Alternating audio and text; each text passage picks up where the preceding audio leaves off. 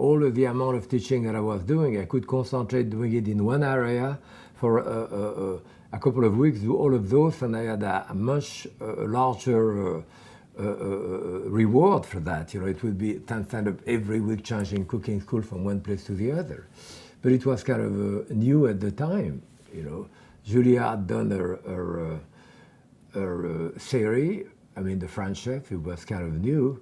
And as I say, she introduced me to people at Random House, and I didn't start with them, but it was in the air, and eventually I was asked to go to 2 or 3 places, and it never eventually materialized.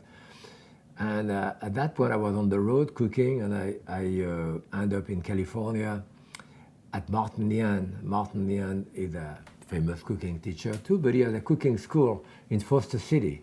And I was doing 25, 30 weeks a year of cooking close in those cooking schools all over the country. And I was at Martin Yan. And he was just starting at KQED. And he asked me, KQED, the PBS station here, they asked me to do a thing on television. Can you come and do it? I said, well, if you want, yeah, sure. So I don't know, I think I bought out a chicken, he did something else, we did together.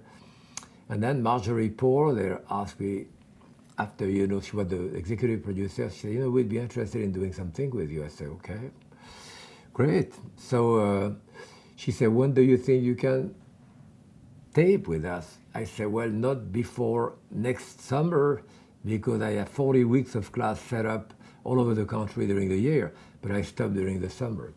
So she said, okay, we'll do it. She said, I will have the money in no time at all, which of course she never got the money in the fall and in the spring. And she said, no, it's still on by then. I had been asked a couple of times before and it never came about. So I didn't really think much about it. And so she said, we're going to tape in the summer. Well, I would have the money before Christmas, which she didn't have. She didn't have it in spring either. So my wife told me, well, are we going to France this summer? We're supposed to go see my mother, whatever. I mean, are you going to do that show? I said, I have no idea. She said, well, don't you have to do all those recipes? If we have to do 26 shows? I said, yes. Yes, a good point. So, I called Marjorie, I remember, Marjorie Poore, the producer, and I said, if you cannot get it by the 1st of May or whatever, I forget the date, I said, I cannot do it because I don't have time to do those recipes for. She said, no, but we'll have it. Well, 1st of May came, we didn't have it. She said, give me until the 15th of May. I said, makes no difference. And the 14th of May, I think she called, she said, we have the money. My wife said, you have to do all of those recipes now. So I did 26 shows. So we did it pretty fast, and we taped it in the summer. And they came out in the fall or whatever, and it was the first series, Today's Gourmet was called, and we did 3 series of Today's Gourmet of 26 shows each. And then after it went other, and I did eventually, I don't know how many series I did, 15 series with KQED, so. So talk about the preparations. Like, you didn't wear a chef's coat, you wore an apron, like those decisions about how you would look Yes. and what you would cook. I did not want to present myself as a professional chef that turned people off. I wanted them to understand what I was doing. So very simple recipe, and very often, helping my wife or the friend, certainly Gloria Zimmerman and all that. I would ask, and they say, no, I don't know how to. Very simple thing like technique, or peeling an onion properly, or doing something like that. I said, no kidding. So then I would add that to it, or peeling a carrot, or doing that properly. So I tried to involve a lot of very basic technique to cook with. I try not to cook anything ahead, to do it in front of the camera, to show that it was possible to do it. Try to follow the season, try to get some fresh ingredient. And so forth, and the type of cuisine that I like to do, not too complicated either. And that's what I did. Today's Gourmet, it was at the beginning of the 90s or whatever, so 80s, I forget when. So I wanted to do something fresh, something a bit new, not too complicated, that people could relate to, buying stuff from the market.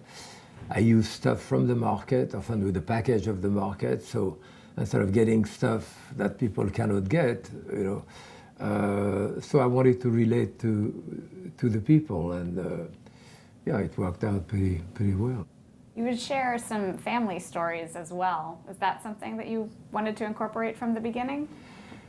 From the beginning, certainly, I always relate to my mother, where I learned how to cook, my aunt and all that. I mean, there was like 10 restaurants in my family all together through the year, 10 of them owned by women. So woman cooking was certainly very important in my life. So, and those dishes that I had as a kid, again, and the one that I eventually learned in Paris too, I wanted to incorporate those and explain it in a way that people could understand, do it with product from the supermarket that people could relate to, could do it. So that was my goal. I'm very, pragmatic this way. So I wanted to teach cooking. There's not, and that's what I did, I guess. Mm-hmm. You featured wine a lot as well. Talk about pairing food and wine. Yes, we pair food and wine. I thought that food and wine, work together.